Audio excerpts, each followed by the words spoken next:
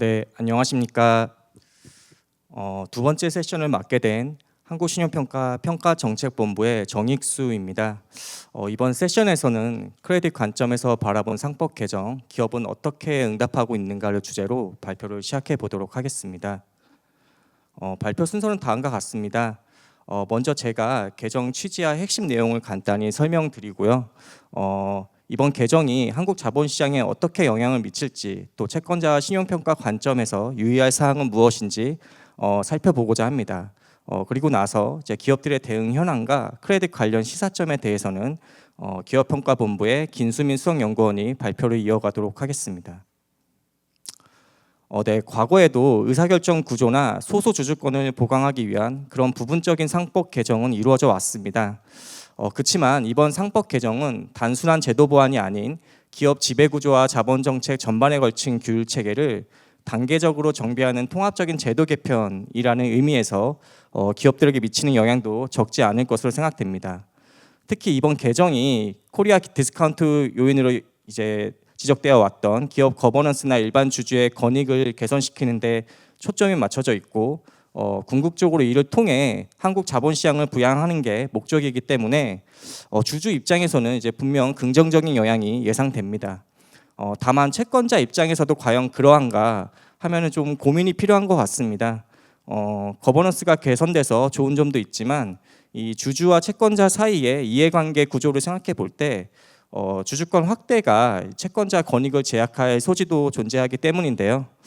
따라서 이번 시간을 통해서 채권자 신용평가 관점에서 이번 상법 개정에 따른 영향을 점검해 보는 것이 더욱더 필요하다는 생각이 듭니다. 그럼 상법이 어떻게 바뀌는 것인지 간략하게 살펴보겠습니다. 주요 개정 내용을 크게 요약하면 이사회 및 감사기구의 독립성 강화, 소수주주권 확대, 자기주식 제도 정비로 말씀드릴 수 있겠습니다. 먼저 회사로 한정되어 있던 이사의 충실 의무 대상을 회사 및 주주로 확대한 점이 중요해 보입니다. 여기에 이제 이사는 총 주주의 이익을 보호해야 하고 전체 주주의 이익을 공평하게 대우해야 한다는 조항을 신설했는데요. 이는 이제 앞으로 회사가 의사결정함에 있어서 이제 주주 이익을 함께 고려해야 함은 물론 이 주주 간 이익이 충돌하는 상황에서 일반 주주의 권익이 침해되지 않기 위해 노력해야 한다는 점을 시사하고 있습니다.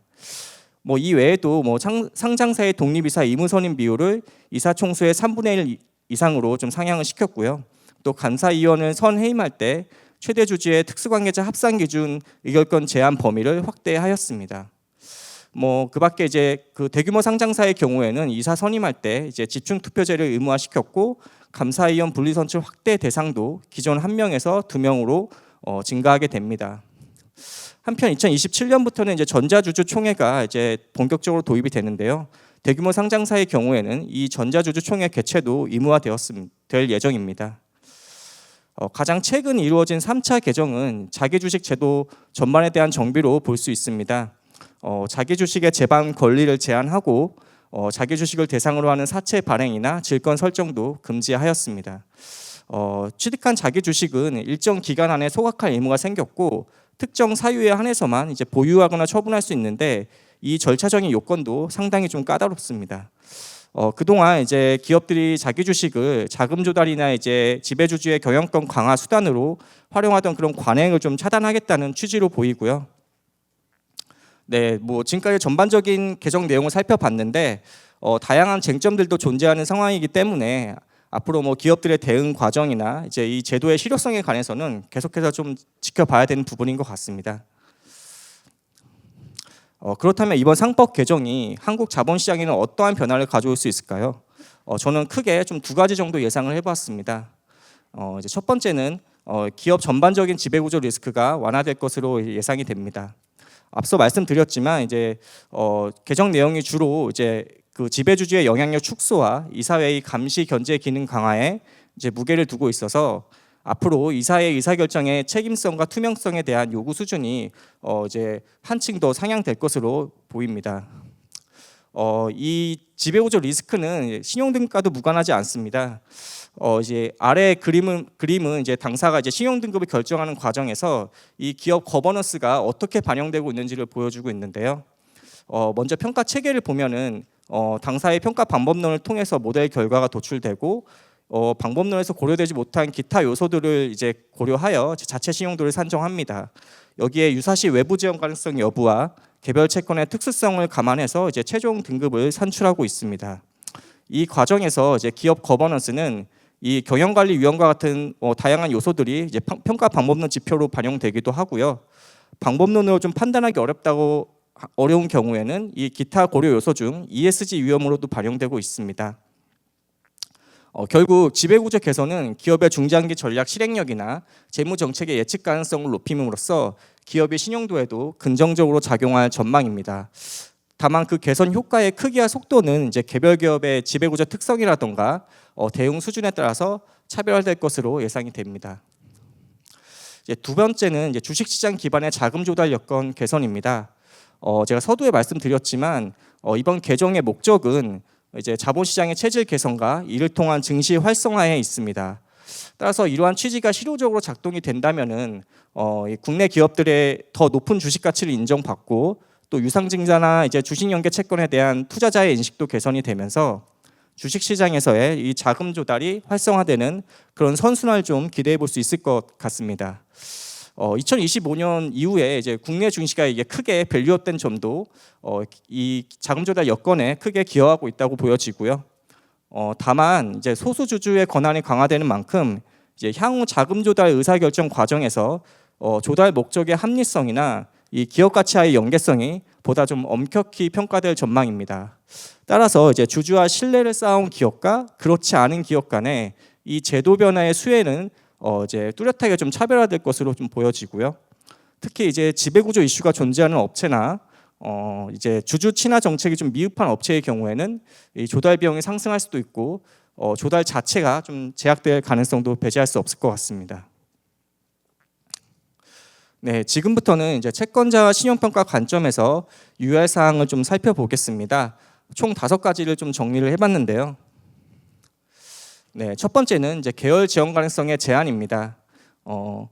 이사의 충실 의무 대상이 이제 주주로 확대되면서 신용평가상 이제 유사시 계열 지원 가능성에도 영향을 받는 게 아닌지 많이들 궁금해하시는 것 같습니다. 일단 결론적으로 말씀드리면은 당사 계열 지원 가능성 판단 기준에 근본적인 변화를 초래한다고 보지는 않습니다.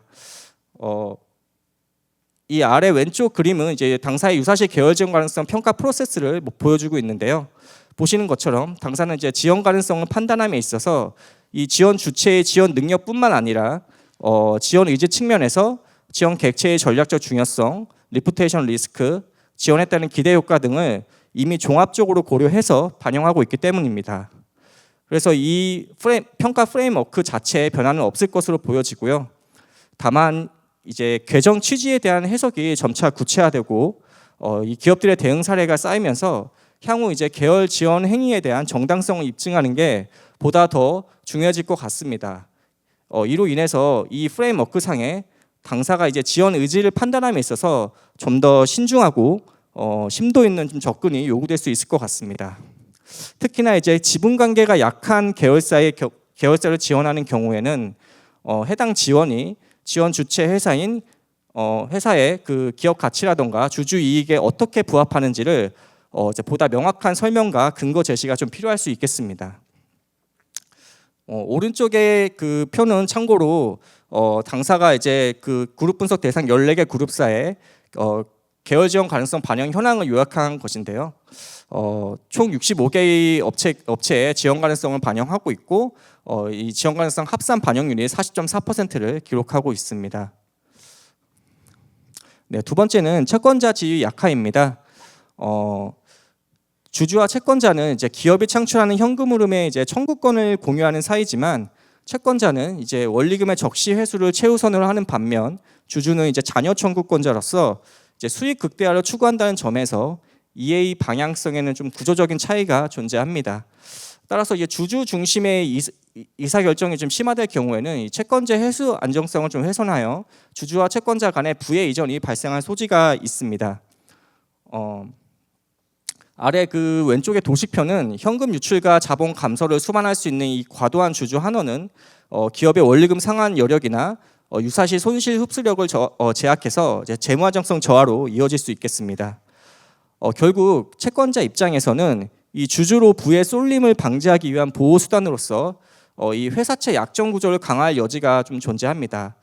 이를테면 보수적인 재무 약정을 설정한다거나 배당과 같은 자본 정책의 범위를 일정 수준에서 제한하는 형태로 좀 변화할 수도 있겠습니다. 네, 세 번째는 이제 자기 주식의 활용 가능성 저하입니다. 자기 주식 소각 자체만으로 회계상 변화나 현금 유출을 수반하지는 않습니다.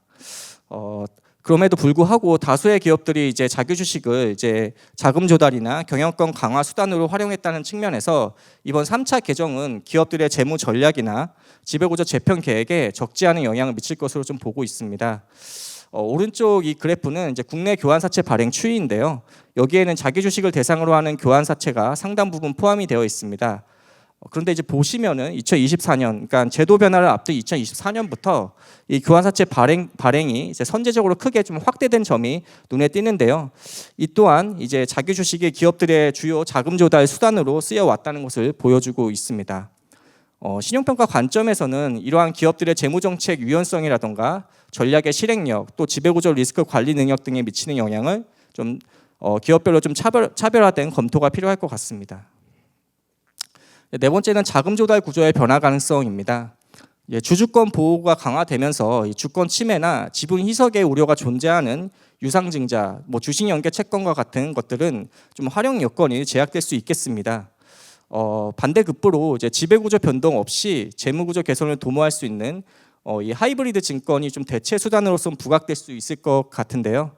아래는 제가 이제 하이브리드 증권의 장점과 단점을 간단하게 요약한 것인데, 회계상 자본 인정에도 불구하고 이 스텝업 조항과 같은 약정 구조에 따라서 일부 부채 성격을 가질 수도 있고요. 또 신용평가 관점에서도 이 자본 인정 비율이 반감될 수 있는 점 좀 유의하셔야 될 것 같습니다. 마지막 다섯 번째는 이제 소송 리스크의 증가입니다. 이사의 충실 의무의 적용 범위라던가 집중투표제, 감사위원 분리선출제와 같은 의사결정의 좀 복잡함으로 인해서 사후 분쟁이나 이해관계자 간 갈등이 좀 심화될 수 있겠습니다.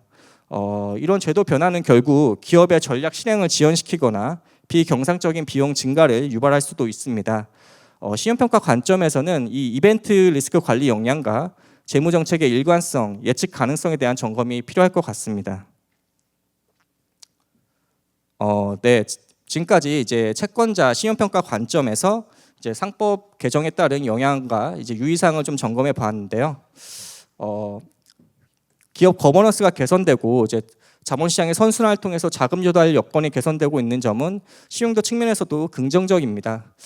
다만 이제 앞서 5가지 유의사항과 같이 일부 부정적인 면도 병존하기 때문에 향후에 기업들이 어떻게 대응하냐에 따라서 그 제도 변화의 영향은 차별화될 것으로 보여집니다. 이러한 관점에서 당사는 이 제도 변화에 좀 취약할 수 있는 다음의 업체들을 중심으로 모니터링을 할 예정입니다. 이제 첫 번째, 지배구조가 복잡한 업체. 두 번째, 인수합병이나 자회사 상장 등 사업 재편을 준비하는 업체. 세 번째, 자기주식을 재무 융통성이나 지배력 강화의 핵심 재원으로 활용해온 업체. 네 번째, 이제 계열 지원 가능성 판단 기준에 영향을 받을 수 있는 업체입니다. 네, 이어서 기업들의 대응 현황에 대해서는 김수민 수석연구원이 발표를 이어가도록 하겠습니다. 앞선 발표에 이어서 상법 개정에 대해 기업들이 현재 어떻게 대응하고 있는지 말씀드리려고 합니다.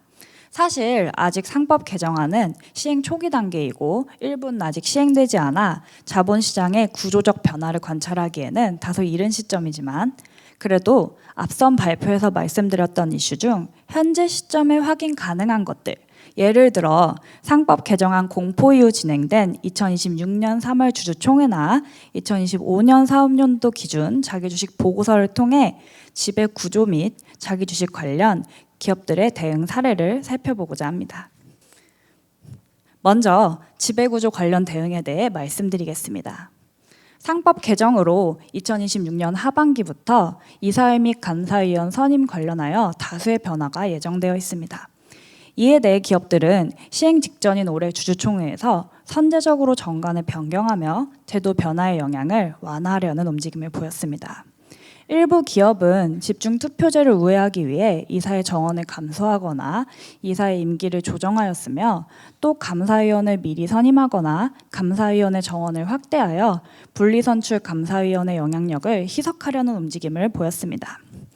이러한 움직임은 제도 취지를 정면으로 부정하기보다는 지배구조 안정성을 어느 정도 유지하면서 제도 변화에 연착륙하려는 시도로 해석됩니다.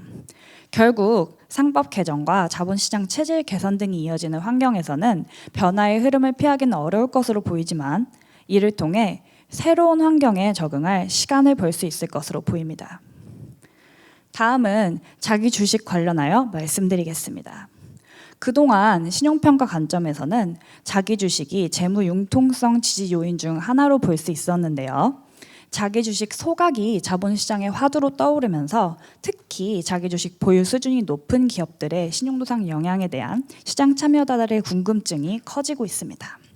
그래서 저희 한신평이 투자 등급 이상 당사 유효 신용 등급을 부여하고 있는 상장사 221개의 자기 주식 보유 현황과 처리 계획에 대해서 분석해 보았습니다. 이들은 평균적으로 자기 주식을 4.2% 보유하고 있고, 또 10% 이상 자기 주식을 보유하고 있는 회사들도 12%로 확인됩니다. 일반 기업 중 10% 이상 자기 주식을 보유하고 있는 회사들의 자기 주식 가치와 보유 비율을 매핑한 차트입니다. 자기 주식 가치가 크거나 자기 주식 보유 비율이 높은 회사들을 확인할 수 있는데요. 이 중에서 두산, SK, 롯데, 지주가 눈에 띕니다. 이들에 대해서는 뒤에서 더 자세하게 말씀드리겠습니다. 금융회사는 기존에도 주로 주가 안정 및 주주가치 제고 목적으로 자기 주식을 활용해 왔기 때문에 상법 개정이 큰 부담이 되지는 않을 것으로 보고 있습니다. 자세한 데이터는 차트를 참고해 주시면 감사하겠습니다. 다음은 자기 주식 처리 계획에 관련한 내용입니다. 자기 주식 보고서를 공시한 일반 기업 87개, 금융회사 27개의 자기 주식 처리 계획을 분석해 보았는데요. 일반 기업과 금융회사 모두 과반수의 자기 주식의 처리 계획을 정하지 못하였다고 밝혔습니다. 많은 기업들이 자기 주식 처리 계획을 정하지 않을 수 있었던 이유는 개정 상법 시행 이전 취득한 자기 주식의 소각 의무 시한이 시행일로부터 1년 6개월로 현재 즉각적인 소각이 요구되지는 않기 때문입니다. 또한 상법 제341조에서는 신기술의 도입이나 재무구조의 개선 등 회사의 경영상 목적을 위해서 필요한 경우 자기 주식을 보유 또는 처분할 수 있다는 내용을 정관에 명시하고, 또 주주총회 등의 법령상의 절차를 거치면 소각 이외에 다른 활용이 가능하도록 열어두었는데요. 70개 이상의 상장사들이 근본 주주총회에서 이러한 내용을 정관에 추가하였습니다.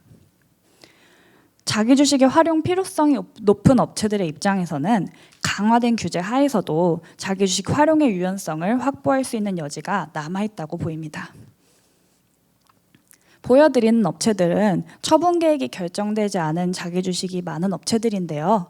당사는 앞으로 이들의 자기 주식 처리 계획을 지속적으로 모니터링하고 또 필요한 경우 신용평가에 반영할 계획입니다. 지금까지 살펴본 자기 주식 보유 현황과 처분 계획, 또 개정 상법의 내용까지 종합해 봤을 때 자기 주식 관련 상법 개정이 기업 신용도에 미치는 영향은 제한적인 것으로 판단됩니다. 이들의 평균 자기 주식 보유 비율이 높지 않고, 또 자기 주식 소각 자체가 현금 유출을 수반하지 않으며, 또 일정 절차를 거치는 경우 소각 이외의 다른 활용이 전면 차단되는 것은 아니기 때문입니다. 다만 재무 전략이나 지배 구조상 자기 주식의 역할이 상대적으로 큰 기업의 경우 상법 개정으로 인한 영향을 살펴볼 필요가 있겠는데요. 앞선 슬라이드에서 확인한 자기 주식 가치가 크거나 보유 비율이 높은 업체들 중 두산, SK, 롯데, 지주에 대해서 말씀드리겠습니다. 먼저 두산은 보유 자기 주식 가치가 3조 원 이상 되는데요. 보유 자기 주식의 74.4%, 발행 주식 총수의 11.8%에 달하는 자기 주식을 2026년 내에 소각하겠다고 밝혔습니다. 신용도 관점에서 고려했을 때 자체 사업의 이익 창출력 개선세와 양호한 재무 구조, 보유 자산 가치까지 감안하면 자기 주식 소각의 영향은 제한적인 수준으로 판단됩니다. SK 역시 임직원 보상 목적으로 사용하는 일부를 제외한 대부분의 자기 주식을 2027년까지 소각하겠다고 공시했습니다. 자산 기반 재무 융통성과 일부 자회사 매각 등을 통해서 확보되는 자금 규모 등을 고려했을 때 자기 주식 소각의 영향은 크지 않을 것으로 보입니다. 롯데 지주의 경우에는 아무래도 주요 계열사 실적이 좋지는 않은 상황이고 또 자회사 관련 자금 소요가 지속되고 있기 때문에 재무 부담이 확대되고 있습니다. 작년 롯데물산에 일부 자기 주식을 매각하여 자금을 확보한 사례가 있고 또 보유중인 자기 주식이 27.5%나 되기 때문에 자기 주식을 활용한 재무 구조의 개선 여지가 있는 상황입니다. 최근 자기 주식 5%에 대한 소각 계획을 발표하기도 했습니다만 나머지 대부분의 자기 주식에 대해서는 아직 소각 계획을 정하지 못하였다고 공시했습니다. 향후 자기 주식 처리 계획에 대한 공시 내용과 실행 여부를 지속적으로 점검해서 신용평가에 반영할 계획입니다. 마지막으로 신용평가 관점에서의 시사점을 말씀드리고 발표 마치겠습니다. 상법 개정 이후에도 자본시장법 개정, 자본시장 체질 개선 방안 발표 등 정책 환경이 빠르게 변화하고 있습니다. 변화의 영향은 지배구조 특성, 자본 구조, 자기 주식 활용 필요성 등에 따라 기업별로 차별화될 것으로 예상됩니다. 상대적으로 보수적인 재무 정책과 투명한 지배 구조를 유지해온 기업의 경우 제도 변화가 시장 신뢰 제고와 자본 조달 여건 개선으로 이어질 수 있겠지만 자기 주식이 재무 유연성 확보와 지배력 유지의 핵심 수단으로 활용되어 온 기업일수록 제도 변화에 따른 압박이 상대적으로 크게 나타날 것으로 보입니다. 당사는 향후에도 제도 환경 변화가 기업의 재무 정책 및 의사 결정에 어떻게 내재화되는지 지속적으로 모니터링할 계획입니다. 저희가 준비한 내용은 여기까지입니다. 감사합니다. 상법 개정이 계열사 신용평가에 미치는 영향에 대해서 궁금하다고 질문 주셨습니다. 계열사 신용평가라고 하면은 아무래도 이제 유사시 계열 지원 가능성에 대한 영향을 좀 궁금해하시는 것 같습니다. 발표에서도 잠깐 말씀드렸지만 당사는 이번 상법 개정이 지원 가능성에 대한 판단 기준 자체를 변화시키는 요인은 아니라고 보고 있습니다. 다만 이제 이사의 충실 의무 대상이 이제 기존 회사에서 주주로 확장된 만큼 앞으로 이제 계열사 지원 행위에 대한 정당성이나 이 절차의 합리성 뭐 이런 거에 대한 검증이 더 중요해질 것 같은데요. 제가 이제 과거에 계열사 지원 행위에 대한 이사의 배임 여부에 대한 대법원 판례를 하나 가져온 게 있는데 잠깐 읽어드리면 이제 각 계열 회사가 독립된 법인격을 가지는 만큼 그 지원의 적정성은 신중히 판단되어야 한다는 점을 전제로 하면서도 기업 집단의 공동이익을 위한 지원이 합리적인 경영 판단의 재량 범위에서 이루어진 경우라면 이사의 배임을 쉽게 인정하기 어렵다라고 이제 판시를 한 바 있습니다.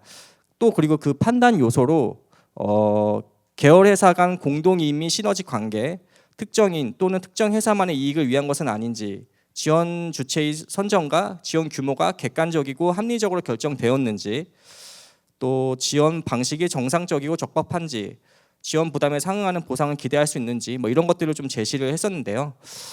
마찬가지로 당사도 이제 유사시 계열 지원 가능성 판단을 할 때 지원 능력뿐 아니라 지원 의지도 함께 고려하고 있고 또 이제 지원 의지 측면에서도 이제 그 지원 객체의 전략적 중요성이라던가 아니면 리푸테이션 리스크, 지원에 따른 기대 효과 이런 것들을 이미 종합적으로 살펴보고 있습니다.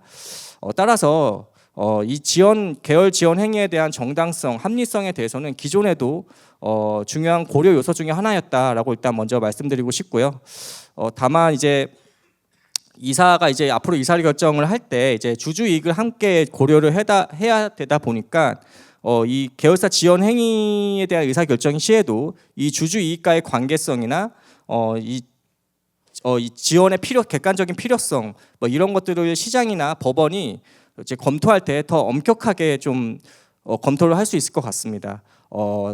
특히나 이제 뭐 아까도 말씀드렸지만 뭐 지분 관계가 약한 계열사를 지원하거나 아니면은 좀 지원의 필요성이나 그에 따른 보상을 충분히 설명하지 못하는 그런 지원 행위에 대해서는 저희도 이제 지원 의지를 판단함에 있어서 더 신중하고 심도 있게 좀 접근을 해야 된다라고 말씀을 드리고요. 이에 대해서는 앞으로 이제 시장 관행이나 뭐 이제 법원 판례가 이제 형성되는 과정을 좀 잘 점검하고 그게 이제 당사의 이제 지원 가능성 판단에 미치는 영향을 이제 신중하게 평가에 반영을 하도록 하겠습니다. 예, 이상입니다. 상법 개정과 함께 정부가 중복 상장 금지 방침을 발표했는데요. 여기에 따른 크레딧 시장의 영향이 궁금하다고 질문 주셨습니다. 지난 3월에 이제 정부가 자본시장 간담회를 통해서 중복 상장을 이제 원칙적으로 금지하고 예외적으로 허용하겠다라는 좀 방향을 제시한 것 같고요. 또 그 범위가 이제 기존에는 그 분할 후 중복 상장만 해당했었는데 거기에 이제 뭐 신설되거나 새로 인수한 자회사에 대한 상장까지 범위를 확장하는 방안을 좀 제시를 한 것 같습니다. 뭐 아직 구체적인 방안이 확정된 건 아니고 추후에 뭐 의견 수렴을 통해서 뭐 결정되는 것처럼 보이기는 하는데요. 크레딧 관점에서는 이제 기업의 이제 자금 조달 경로에 미치는 영향을 좀 주목할 필요가 있을 것 같습니다. 아무래도 이제 그 자회사 상장을 통해 좀 자금 조달을 고려해온 업체들의 경우에는 이러한 좀 조달 전략을 전면적으로 좀 재조정할 필요성이 있기 때문인데요. 이 자회사 상장을 통해 자금 조달이 이제 제약되는 경우에는 뭐 지적 차입이나 아니면 유상증자 아니면은 뭐 자산 매각이나 뭐 SI 유치 뭐 이런 다른 대체 수단을 고려할 수밖에 없고 신용평가 관점에서는 이로 인해서 이제 뭐 모회사나 이제 그룹 전반에 좀 재무 부담이 확대될 가능성도 있고 또 유동성 부담이나 차환 부담 뭐 아니면은 이 재무적 유연성 뭐 이런 것들에도 영향을 미칠 수 있기 때문에 이런 것들을 좀 점검을 할 필요성이 있고요. 또 한 가지는 이제 이미 자회사를 통해서 이제 프리 IPO나 구조화를 통한 자금 조달이 이루어진 경우인데요. 이 경우에 이제 그 투자 약정상에 뭐 기한 내 상장 조건이라던가 아니면은 뭐 이제 수익 보전이나 이제 풋옵션 뭐 이런 조건들에 대한 영향을 좀 검토하는 게 중요해질 것 같습니다. 아무래도 당장 제도가 변화됐다고 하더라도 이제 그 기존의 계약상의 의무가 당장 없어지거나 뭐 조정되는 건 아니기 때문에 향후에 뭐 자회사의 상장이 지연되거나 무산되는 경우에는 이 기존 계약상의 의무가 상환 부담이나 아니면은 뭐 우발 채무의 현실화로 좀 다가올 수 있기 때문입니다. 이런 경우에는 이제 진짜 이제 개별 기업의 직접적인 재무 부담이나 유동성 부담으로도 작용할 수 있을 것 같습니다.